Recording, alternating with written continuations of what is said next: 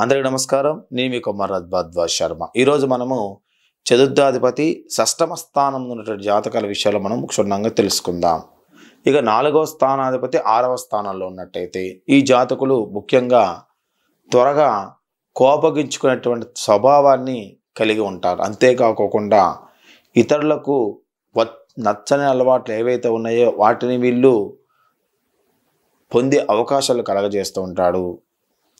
అందుకే ఇతరులకు వచ్చేటువంటి అలవాట్లు ఏవైతే ఉన్నాయో వాటిని పొందడానికి అవకాశం ఉంటుంది. వాళ్ళు ఏం చేస్తారంటే ఇవి వాళ్ళకి నచ్చవు అయినా సరే వాటిని తీసుకుంటూ ఉంటారు. అయినా సరే వాటిని కూడా వీళ్ళు స్వీకరించి కొద్దిగా నష్టపోవడానికి అవకాశం ఎక్కువగా ఉంటుంది. ఎక్కువగా ప్రయాణించే సూచనలు కలుగజేస్తూ ఉంటాయి. అదేవిధంగా విదేశీ గమనాలు ఉండడానికి అవకాశం ఎక్కువ కలుగజేస్తూ ఉంటాడు.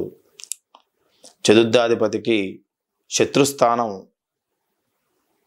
ఈ షష్టమ స్థానం శత్రుస్థానం ఉన్నప్పుడు జాతకులు మాతృసుఖం లేని వాళ్ళుగా ఉంటాడు. క్రోధము కలవాలిగా ఉంటారు. చోరగుణాన్ని కలిగిన వాళ్ళుగా ఉంటాడు.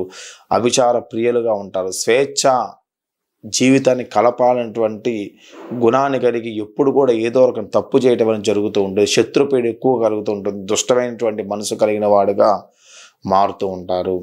అదే ఈ చతుర్థ స్థానం మనకి ఆ షష్టమ స్థానం మనకు ఉచ్చస్థానం ఏంటైతే మంచి మాతృ సౌఖ్యాన్ని, యోగాన్ని, భోగాన్ని మొత్తం కూడా కలగజేయడానికి అవకాశం ఎక్కువగా కనిపిస్తూ ఉంటుంది.